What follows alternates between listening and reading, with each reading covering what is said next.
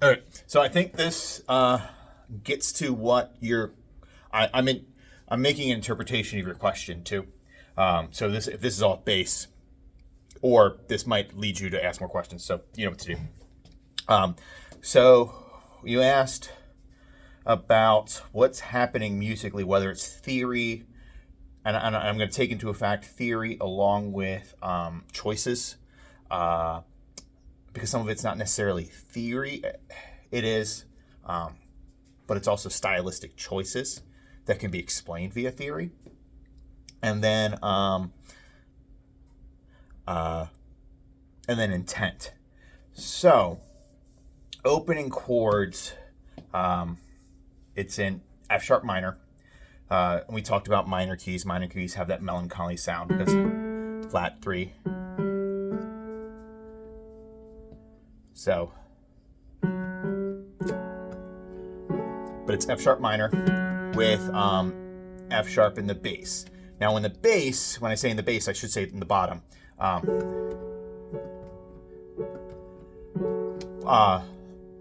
What gives it that, what I want to say, like kind of like an ethereal sound, is the fact that the bass isn't even a bass. It's a pretty, like, it's just the F sharp underneath middle C.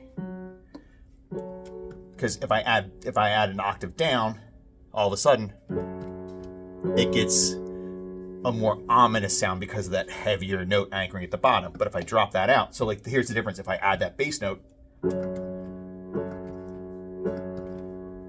versus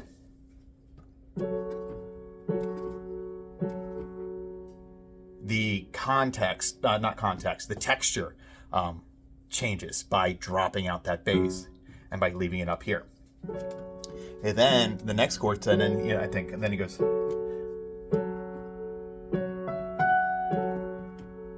That's just in the scale, so nothing too crazy going on there. Then he moves to, he keeps the F sharp up here, but the bass changes to an E.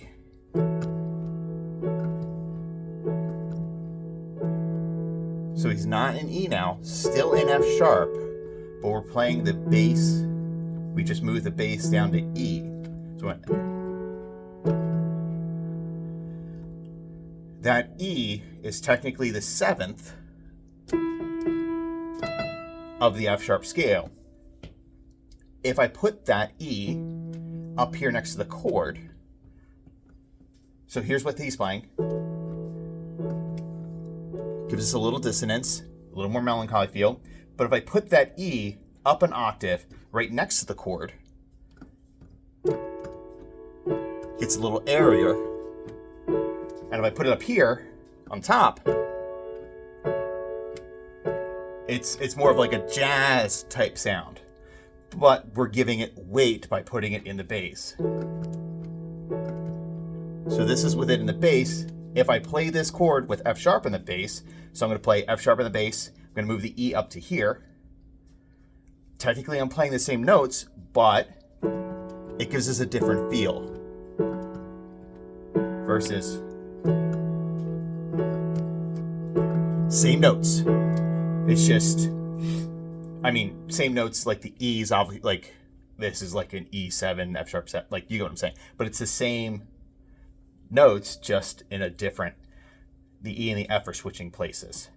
And like, let's say I take that chord, but I put the A in the bass and leave it out of the upper hand here. Again, same notes. That's the same notes, but like it gives a whole different feel than this.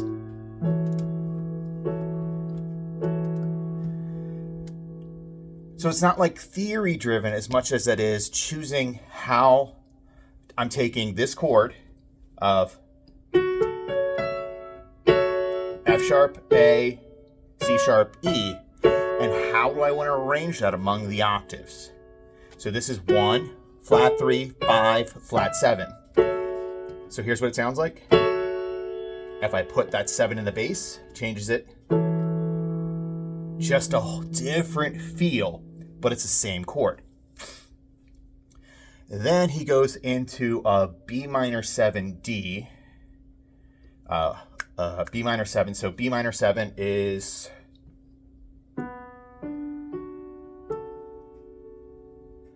But what he does is he puts the D in the bass.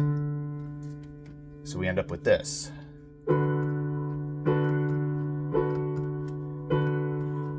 So in essence, what's happening is the bass, my bass hand is going F sharp, down to E, down to D. So that is staying fluid, and you're going to hear that. So if I just play through those chords with like the quarter notes that he does.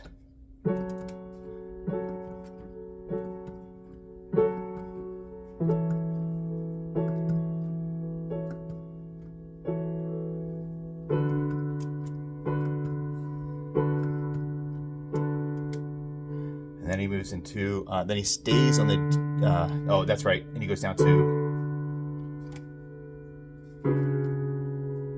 sorry. Then he goes there.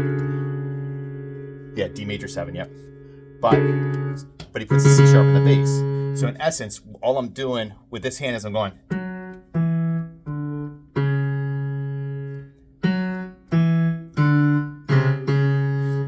So we hear that movement, even though the chords, if I just play the chords, like if I play the chords without reorganizing the notes and just play the chords like 1 is the bass, 3 is the middle, 5, it would go like this. So okay, so here we go.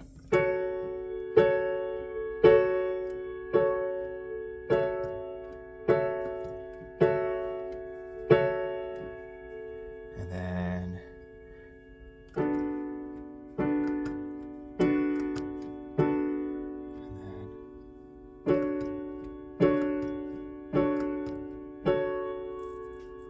so they sound nice, but it doesn't give us a direction. So this is a lot like when you're playing bass, and you talked the other night about like, yes, I can play this a bunch of different ways, but what is the best way to play it to make it playable? So same concept, but how can I play this to make it, or arrange this to the way I want it to be? So I'm going to rearrange the chords so the 1's not always going to be in the bottom. The 3 might be in the bottom, the 5 might be in the bottom, the 7 might be in the bottom, but I'm going to walk it down, the bass down. So the bass is initially going to have the root, then I'm going to play the 7th, then I'm going to play the 3rd, and then I'm going to play the 7th again of the chords. So it's going to be,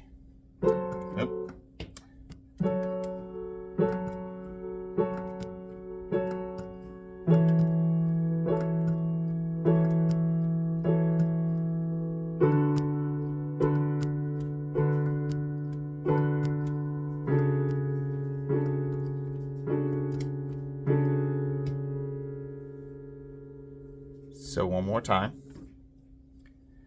What I'm going to do is I'm going to do, and then like we talked about, it's like the choice of the position of the notes on the piano. So if I do that with a double bass, meaning like double the octave here, it's going to be like, whoa, all of a sudden it got heavy.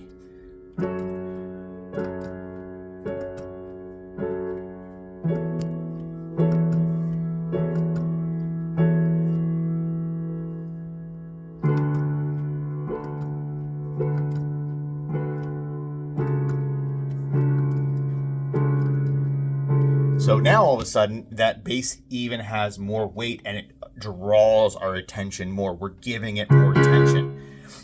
When it's just the single bass note, it's subtle, but it's subtle enough that it's different enough that we hear the change.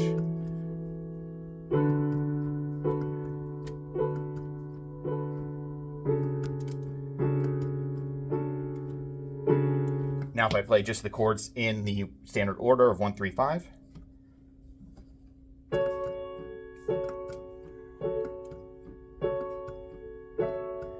It doesn't have that movement.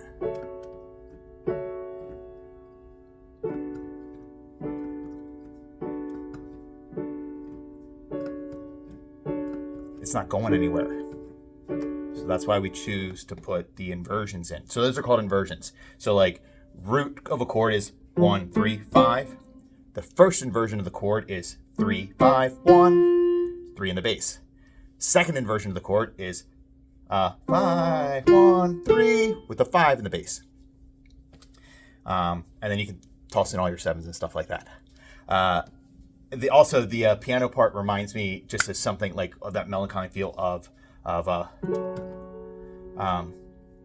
when people do a piano cover of Creep Radiohead.